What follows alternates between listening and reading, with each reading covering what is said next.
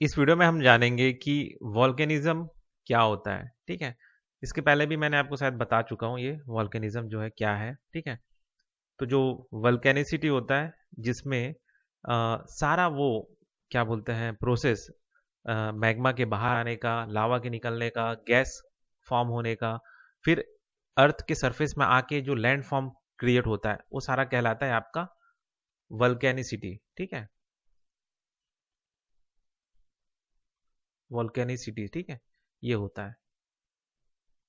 अब ये जो वॉल्केनो जो निकलता है, ठीक है, इसके पीछे कारण क्या है, ये कहाँ पे होता है। ठीक है, तो जो जो भी वॉल्केनिक इरप्शन होता है वो अर्थ सरफेस का उस वीकर जोन में होता है। ठीक है, मतलब और वीकर जोन कहाँ पे होगा, जहाँ पे दो प्लेट बाउंड्री मिलते हो। ठीक है, क्योंकि वो वही प्लेट बाउंड्री ही आपका वीकर जोन होता है, चाहे वो कन्वर्जेंट प्लेट बाउंड्री हो या डाइवर्जेंट प्लेट बाउंड्री हो या ट्रांसफॉर्म प्लेट बाउंड्री हो। ठीक है, तो वहां पे ज्यादा चांस होते हैं वॉल्केनिक एक्टिविटी होने के। ठीक, अभी जो वॉल्केनिज्म होता है उसका मैकेनिज्म क्या है, कैसे होता है ये।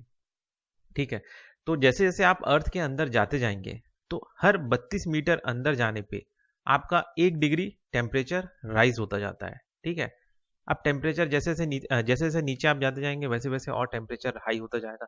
अब ये आपको ये लग रहा होगा कि ये जो हीट जो अर्थ से निकल रहा है ये क्यों निकल रहा है, ये कहाँ से आ रहा है। तो ये जो हीट जनरेट हो रहा है ना, ये एक्चुअली में हो रहा है रेडियो एक्टिव, जो अर्थ के अंदर में जो रेडियो एक्टिव एलिमेंट है उसके डिसइंटीग्रेट होने की वजह से, उनके टूटने की वजह से। ठीक है, तो ये जो रेडियो एक्टिव एलिमेंट के टूटने की वजह से, डिसइंटीग्रेट होने की वजह से जो आपका हीट है वो जनरेट हो रहा है। ठीक, अब ये हीट जनरेट हो गया। अब हीट जनरेट होने के बाद में आपका अर्थ के अंदर में क्या बन गया, आपका मैग्मा बना हुआ है। तो अब ये जो मैग्मा है ये कन्वेक्शन करंट बनता है। ठीक है, वही जो आपका कन्वेक्शन सेल जो मैंने आपको दो बताया था, राइजिंग लिम्ब और एक एक था आपका डिसेंडिंग लिम्ब। अब जहां पे दो कन्वेक्शन सेल मिलते हैं वहीं पे आपका वॉल्केनिक एक्टिविटी होता है। ठीक है, अब यहाँ से लावा, ये जो वॉल्केनिज्म होता है, तो यहाँ से किस किस तरह का लावा बाहर आता है। तो यहाँ से दो तरह का लावा बाहर आता है, एक आता है बेसल्टिक रॉक वाला और एक आता है ऑलिवाइन, एक आता है आपका एंडेसाइट वाला। ठीक है, तो दो तरह के लावा निकलते हैं, एक एंडेसिटिक लावा और एक निकलता है बेसाल्टिक लावा। ये हो गया। अब जानते हैं कि ये जो लावा है, ये वॉल्केनिज्म है, ये कहाँ कहाँ पे होते हैं, ये मतलब कहाँ कहाँ से फैले हुए हैं, किस किस जगह में ये वॉल्केनिज्म डिस्ट्रीब्यूट है, तो ये जानते हैं।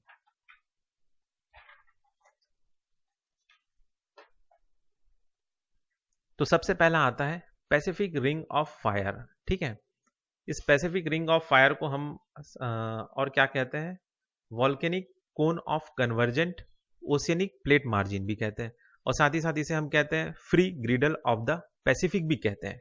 ठीक है, इसको। और ये जो पैसिफिक रिंग ऑफ फायर है ये कहाँ पे है, ये जो रीजन देख रहे हैं ना आप, ये आपका पैसिफिक रिंग ऑफ फायर है। नहीं नहीं, अरे गलती हो गया, ये नहीं है आपका, ये वाला हिस्सा है। ये तो आपका इंडियन ओशियन में आ गया ना। हाँ, ये जो हिस्सा दिख रहा है ना यहाँ से, और इधर पे आधा हिस्सा है ना, ये हो गया। ठीक है, तो ये हो गया आपका पैसिफिक रिंग ऑफ फायर। यहाँ पे सबसे ज्यादा वॉल्केनिज्म होता है।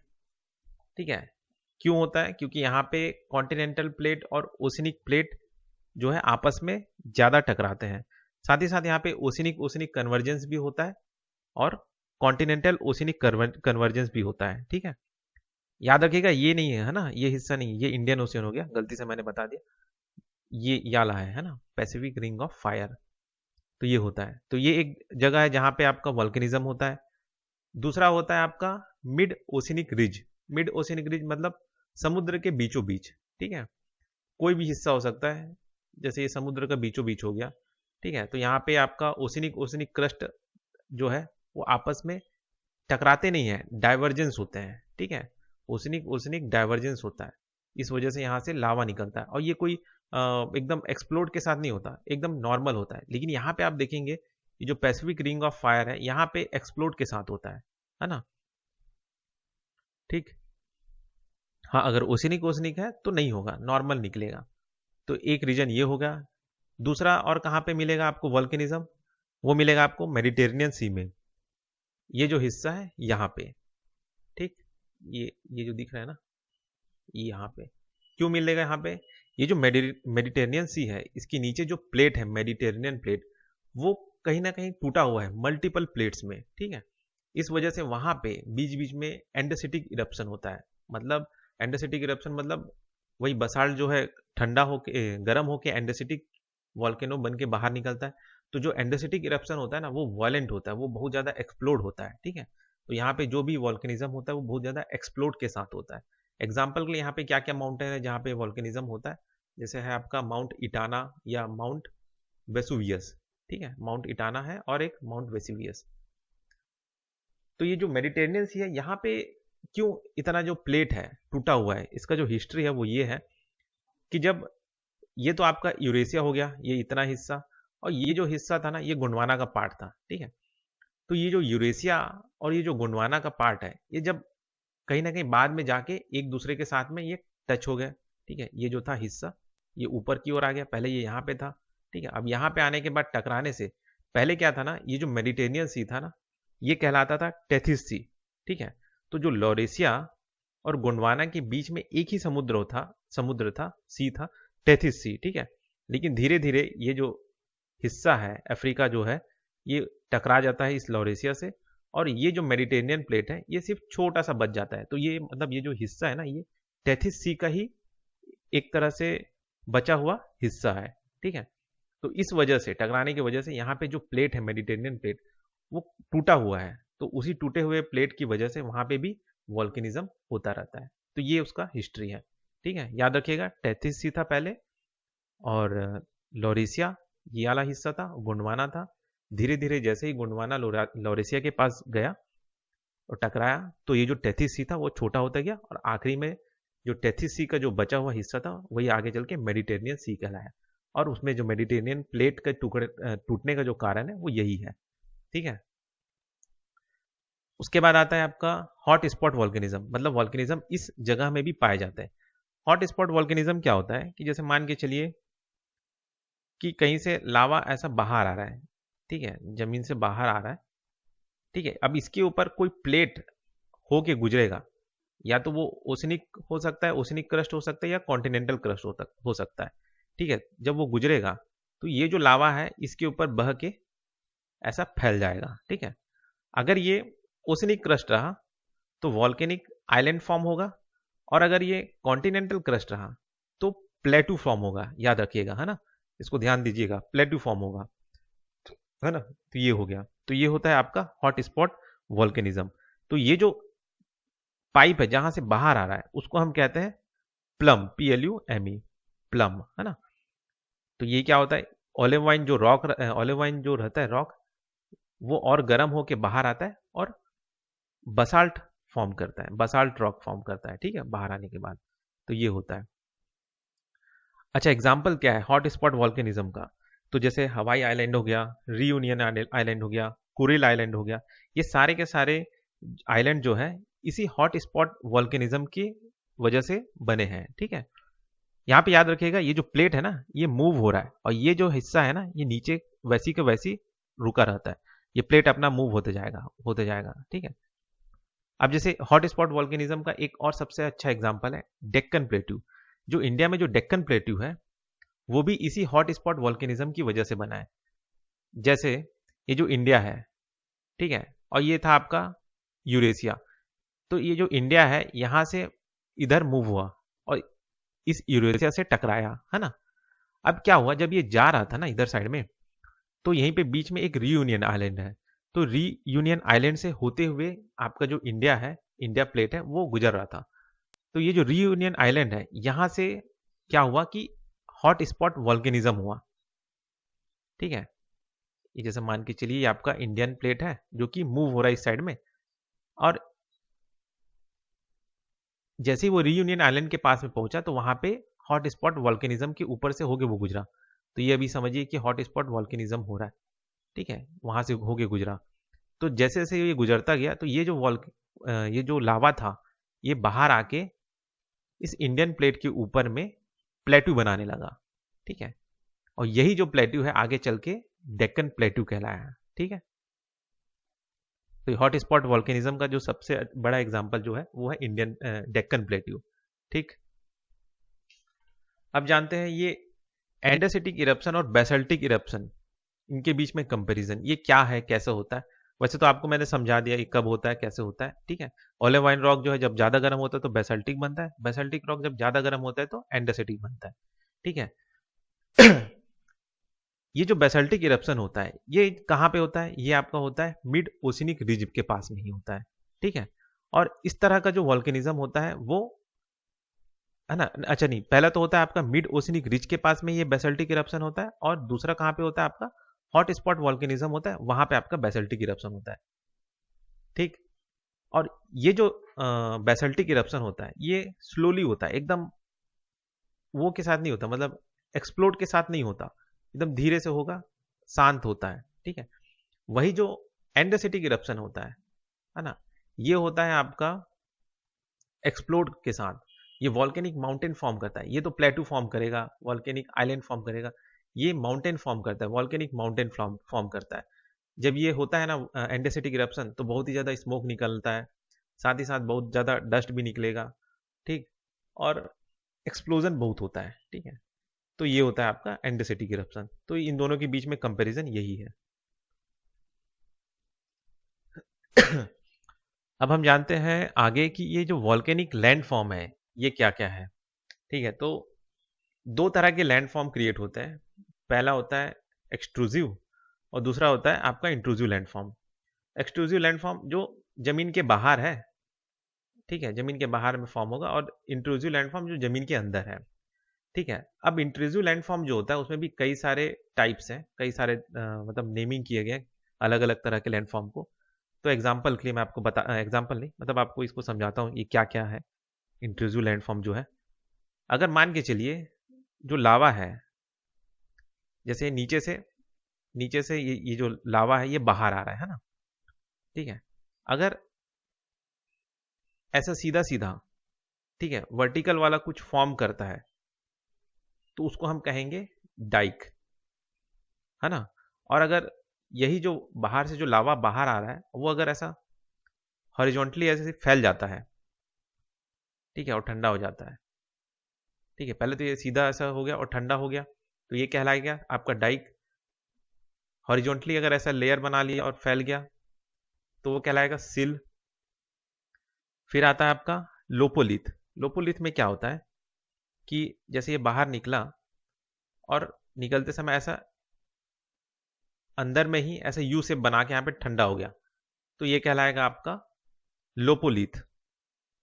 फिर आता है आपको फैकोलिथ। फैकोलिथ में क्या होता है, जो लावा बाहर आ रहा है वो अंदर में ही ऐसा क्या बोलते हैं वेव फॉर्म में ठंडा हो गया। ठीक है, तो ये क्या कहलाएगा आपका फैकोलिथ। फिर आता है आपका लेकोलिथ। लेकोलिथ में क्या होता है, लावा अगर बाहर आ रहा है और कहीं पे वो फंस गया है, ठीक है, और ठंडा हो गया यहाँ पे, तो ये क्या कहलाएगा आपका लेकोलिथ।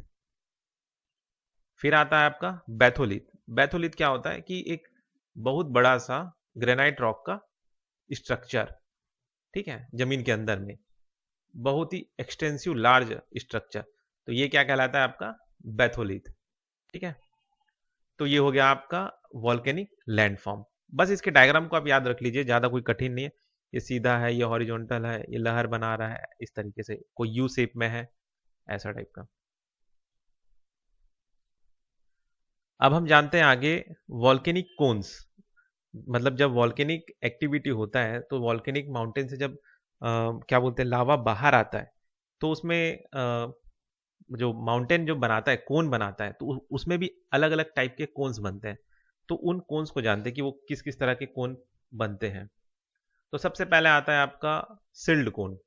सिल्ड कोन जो होता है ना वो हाईली फ्लूइड रहता है, मतलब ये जैसे एकदम गाढ़ा, मतलब आपका जो लावा है वो बाहर निकल रहा है, तब इस तरह का आपका सिल्ड वॉल्केनो या डोम वॉल्केनो फॉर्म होगा, जो कि बहुत ही शांत रहता है और हाइट इसका बहुत कम रहता है। ठीक है, मतलब बाहर निकलेगा और ऐसा कम हाइट में ही ये फैल जाता है, ठीक है। तो इस तरह का वॉल्केनो को हम लोग सील्ड वॉल्केनो और डोम वॉल्केनो कहते हैं। फिर आता है आपका सिंडर वॉल्केनो। ये कब होता है? जब आपका ओशनिक कॉन्टिनेंटल क्रस्ट जब ओशनिक क्रस्ट और कॉन्टिनेंटल क्रस्ट आपस में टकराते हैं तो जो एंडोसेटिक इरप्शन होता है तो वो वायलेंटली एक्सप्लोड होता है, ठीक है, मतलब तेजी के साथ एक्सप्लोड होके बाहर आता है। तो इसमें कई सारे डस्ट और एसेस एस जो है वो बाहर निकलते हैं। इसका हाइट भी कम ही रहता है, इसका हाइट भी ज़्यादा नहीं रहता, लेकिन इसका हाइट जो होता है ना वो सील्ड वॉल्केनो और डोम वॉल्केनो से ऊंचा रहता है। फिर आता है कंपोजिट वॉल्केनो, कंपोजिट कोन। तो ये जो कोन है ये इन दोनों कोन से भी ज़्यादा हाइट का रहता है और ये ज़्यादा वायलेंट रहता है और ये भी एंडोसिटिक इरप्शन होता है इसमें। फिर आता है आपका पैरासाइट कोन। पैरासाइट कोन में क्या होता है कि जैसे मान के चलिए कि कोई माउंटेन है जहां से वॉल्केनिक एक्टिविटी हो रहा है, वो बाहर वॉल्केनो आ रहा है। अब होता क्या है कि आइट साइड से और एक आध मतलब होल आज हो जाता है जहां से और वॉल्केनो बाहर आने लगता है, ठीक है। तो मतलब एक से ज़्यादा अगर वेंट क्रिएट हो जाए, ठीक है, पाइप क्रिएट हो जाए, क्या मतलब, हाँ पाइप बोलना है, पाइप क्रिएट हो जाए जहां से लावा बाहर आए, तो उसको हम कहते हैं पैरासाइट कोन। उसके बाद आता है आपका फीजर टाइप फ्लड, ठीक है। ये क्या होता है? ये क्या होता है जैसे कि मान के चलिए कि प्लेट में कहीं पे क्रैक आया, ठीक है। अब प्लेट में क्रैक आने की वजह से लावा जो है धीरे से बाहर आता है और वो चुपचाप ऐसा फैलता जाता है। वो ना ही कोई एक्सप्लोड होता है, ना ही कोई माउंटेन फॉर्म करता है, वो चुपचाप से बाहर आता है और फैलता जाता है। तो इससे क्या होता है? आपका प्लेटू फॉर्म होता है, ठीक है, लावा प्लेटू। तो ये फीजर टाइप ऑफ फ्लो होता है, तब होता है, ठीक है। इसको हम कहते हैं फीजर टाइप फ्लड, ठीक है। फिर एक आता है आपका फ्यूमारोल्स, जिसको हम सल्फा ट्रांस भी कहते हैं, इस फ्यूमारोल्स को। ये क्या होता है? जब आपका जो वॉल्केनो है ना वो पूरी तरह से नहीं, मतलब अभी इनएक्टिव हो गया है, उसके अंदर जो लावा था वो ठंडा हो गया, अब बस वहां से सिर्फ गैस बाहर आ रहा है, ठीक है, जो कि कहीं ना कहीं सल्फर जो गैस रहता है या और भी कई सारे मिनरल्स का जो गैस रहता है वो बाहर आता रहता है। तो इस तरह के जो कोन होते हैं उसको हम कहते हैं फ्यूमारोल्स या सोल्फाट्रस। फिर आता है क्रेटर। क्रेटर कब फॉर्म होता है? जब आपका वॉल्केनिक माउंटेन जो है वो इनएक्टिव हो गया है, अब वो ऊपर से टूट गया है, ठीक है। अब इसमें आपका पानी भरने लग गया, ठीक है, ऐसे टूट गया, ये इतना हिस्सा टूट गया और यहाँ पे पानी भर रहा है, तो ये क्या कहलाएगा? आपका क्रेटर, ठीक है। और इसमें जो पानी भर गया तो ये क्या कहलाएगा? क्रेटर लेक, ठीक है। काल्डेरा क्या होता है? सेम यही होता है, बस ये जो टूटा हुआ हिस्सा ये और यहाँ से टूट जाता है, मतलब और एनलार्ज हो जाता है आपका क्रेटर। ये देखिए ऐसा हो जाता है, अब इसमें पानी भरा हुआ है, ठीक है।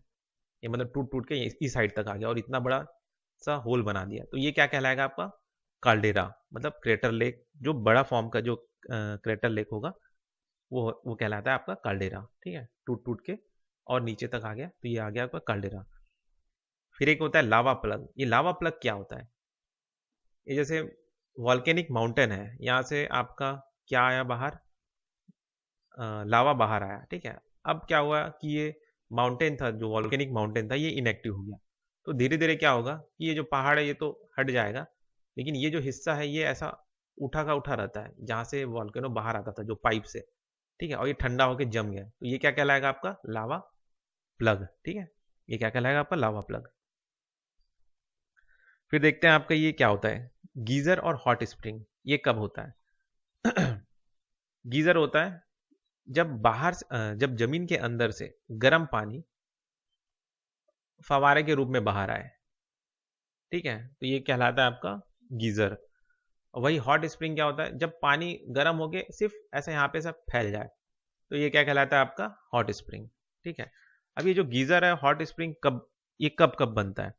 गीजर तब बनता है, ये जो फवारे के साथ में एकदम तेजी से निकल रही है तब बनता है जब पानी, जैसे मान के चलिए कि जमीन के अंदर में कहीं पे हॉलो एरिया है, ठीक है, जैसे ये पत्थर है तो पत्थर के अंदर में ये खाली सा स्पेस है, ठीक है, ये भी एक खाली सा स्पेस है। तो जैसे पानी बाहर आता है या पानी कहीं से बाहर से नीचे आ रहा है, अंदर आ रहा है, तो यहाँ पे पानी ना रुक जाता है, ठीक है। और अर्थ का जो टेम्परेचर है वो बहुत हाई है, क्योंकि नीचे कहीं ना कहीं क्या बोलते हैं, मैग्मा फ्लो हो रहा है, तो उसकी वजह से ये गर्म हो रहा है, ठीक है। तो ये जैसे पत्थर में हॉलो एरिया में जब पानी बहुत देर तक फंस जाता है ना, तो ये बहुत ज़्यादा गर्म होकर प्रेशर के साथ बाहर निकलता है, तो वो इस तरीके से आपका फिर एक फवारा सा बनाता है, ठीक है, जिसे हम गीज़र कहते हैं। वही अगर पानी नॉर्मली नीचे से ऊपर जा रहा है, कहीं पे ऐसा हॉलो रॉक नहीं, कहीं पे वो फंस नहीं रहा है, चुपचाप ऊपर जा रहा है गर्म होके, तो इस तरह तब तब ना वो हॉट स्प्रिंग बनाता है, ठीक है, तो ये कहलाता है आपका हॉट स्प्रिंग। तो ये हो गया आपका वॉल्केनिक कोन्स, ठीक है।